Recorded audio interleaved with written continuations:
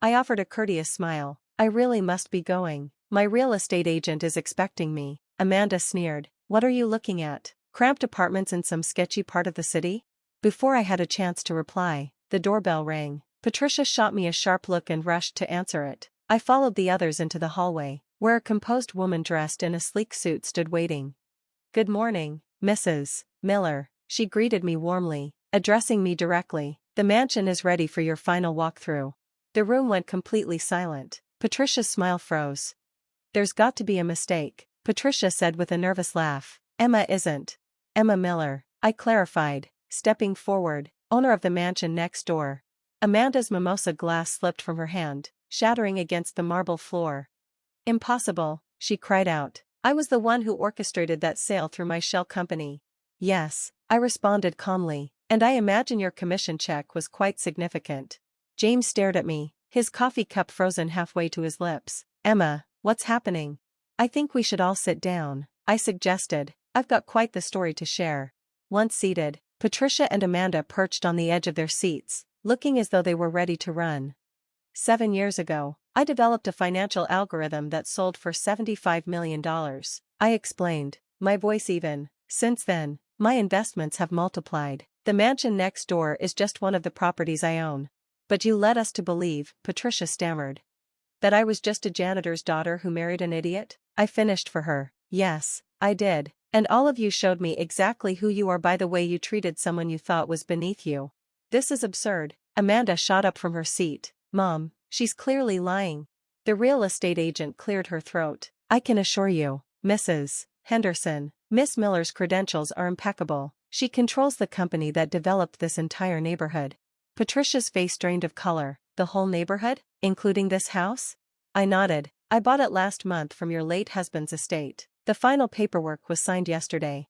The silence was overwhelming. James slumped into his chair, realization dawning across his face. Patricia's voice quivered. This house isn't mine anymore? It belongs to me now, I said evenly, just like the basement where you forced me to sleep last night. Amanda sprang to her feet. Mom, she can't do this. We'll take it to court. You're welcome to try, I replied smoothly, but everything is above board. For now, I'd like you both to leave my house. Leave? Patricia gasped. But where am I supposed to go? This is my home. It was your home, I corrected her. Don't worry, I've arranged a place for you. There's a modest apartment in the building where my parents used to work. I hear the basement unit is particularly cozy. The room buzzed with whispers. Relatives exchanged glances, some shocked, others secretly pleased to see Patricia's downfall. James finally spoke up. Emma, why didn't you tell me? I turned toward him. Would it have changed anything? Would you have stood up to your mother if you knew I was wealthy? If money is the only thing that earns respect here, we have bigger issues. The real estate agent stepped forward. Shall we proceed with the inspection? Let's do it, I said, rising from my seat. Patricia, I'll have my team help you pack. You've got until tomorrow to vacate. As I made my way to the door, Patricia's voice turned sickly sweet. Emma, darling, surely we can talk this over. After all, we're family. I paused and faced her. Family? Last Christmas, you sat me at the children's table, saying I wasn't fit to sit with the adults. You excluded me from James's birthday celebration. Yesterday, you made me sleep in the basement because you thought I didn't deserve a proper room. I didn't mean, she began to say. Yes, you did. I cut her off firmly. You showed me exactly who you are, Patricia. Now I'm showing you who I am. The sound of my heels echoed through the house as I walked away. Behind me, Patricia's sobs and Amanda's angry outbursts filled the air, but I didn't look back. I've always believed a person's true nature is revealed by how they treat someone they think has nothing to offer them. My name is Emma Miller, and life has taught me the truth of that belief. I grew up with hardworking parents who taught me the value of humility and perseverance. My father worked as a janitor at a tech company, and my mother cleaned wealthy families' homes. They sacrificed everything to ensure I got an education. Emma, darling, my mother would always tell me, education is the one thing no one can take from you. Her words echoed in my mind as I worked my way through college, balancing classes during the day with cleaning offices at night, just like my dad. What kept me motivated was a secret project, a financial algorithm I was developing that could accurately predict market trends. During my final year, a major investment firm caught wind of my program and offered me $75 million for it, along with a seat on their board. I accepted, but I kept my newfound wealth a secret, living modestly while my investments grew. That's when I met James. We met at a cafe when he accidentally spilled coffee all over my table. His flustered reaction made me laugh, and that one coffee turned into dinner. James was sweet and grounded, working as a high school teacher. 6 months later, he proposed, and I accepted. That's when I met his family. We were introduced. Patricia made it clear I wasn't the daughter-in-law she had envisioned. A janitor's daughter, she said, her tongue dripping with condescension. James, I thought you were dating that lovely doctor's daughter.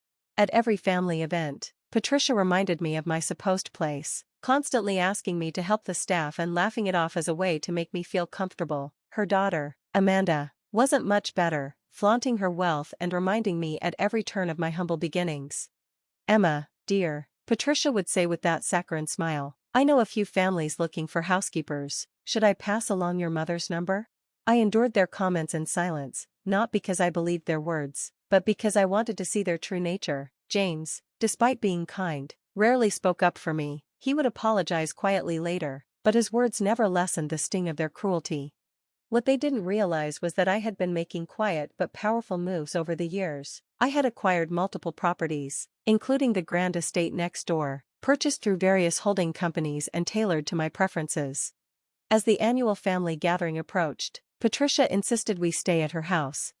James, darling, she declared at dinner, I've arranged everything. You'll have your old room, of course, and Emma can stay in the basement. James shifted uncomfortably. Mom. Patricia waved him off. She should be grateful for a roof over her head, given her background. I'm sure she's used to worse accommodations. I smiled. The basement sounds perfect, Patricia. She had no idea what was coming.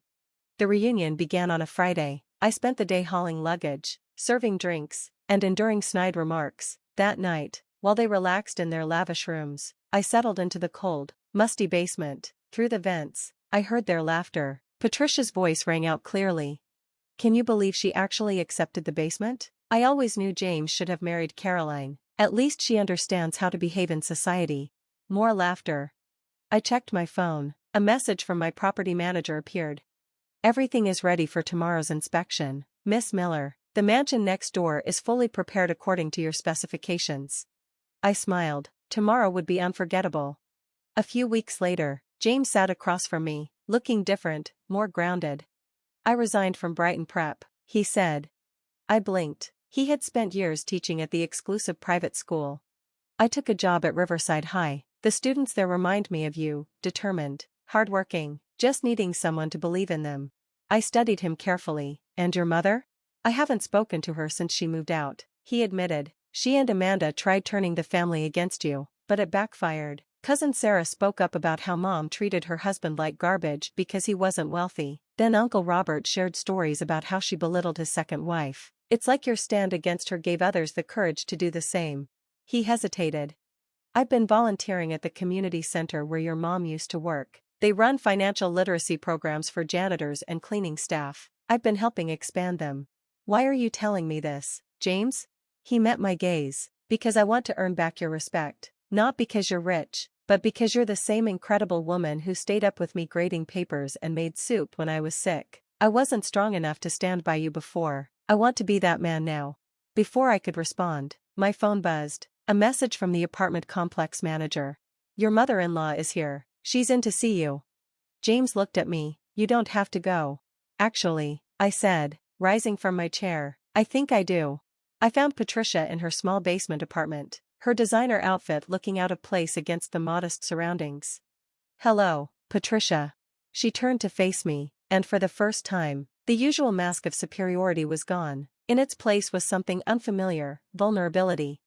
Emma, she whispered, I understand now. Understand what?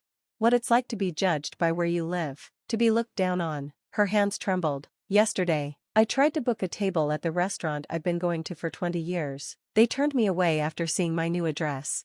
I nodded. It stings, doesn't it? Tears welled in her eyes. I was awful, not just to you, but to so many people, living here, being treated like this. I finally see it. That was the point, I said simply.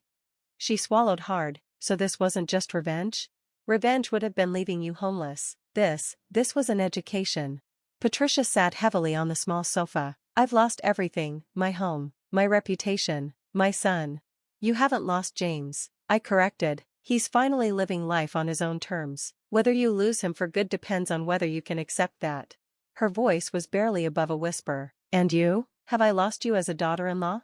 That depends on you, Patricia. Real change takes time, more than just a few weeks of hardship. She hesitated before asking, will you help me? Not financially, I mean, help me become better? For the first time, I heard genuine sincerity.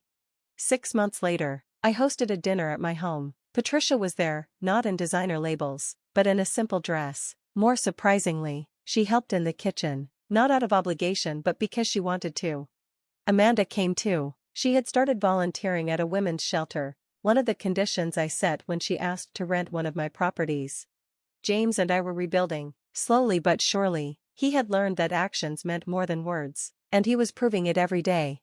At dinner, my parents and James spoke about expanding the financial literacy program. Patricia and my mother exchanged recipes. The barriers between us had finally crumbled. Halfway through dessert, Patricia turned to me, her voice steady. Emma, thank you. For what? I asked. For teaching me that real worth isn't about money or status, it's about how we treat others. She smiled, a real one this time. I just wish I had learned that lesson sooner. Later, James and I stood on the balcony, watching the city lights. Do you regret any of it? He asked. I thought about the past year, the pain, the lessons, the transformation. No, I said. Sometimes people need to lose everything to understand what truly matters. James took my hand. We stood in silence, watching the stars. Across the street, the basement apartment where Patricia now lived glowed warmly, a quiet reminder. Sometimes, the greatest gift you can give someone is the opportunity to change. My phone buzzed, a notification from my investment team. Another successful deal closed. For once, I didn't check it right away. Some things mattered more than money. And now, I was finally surrounded by people who understood that.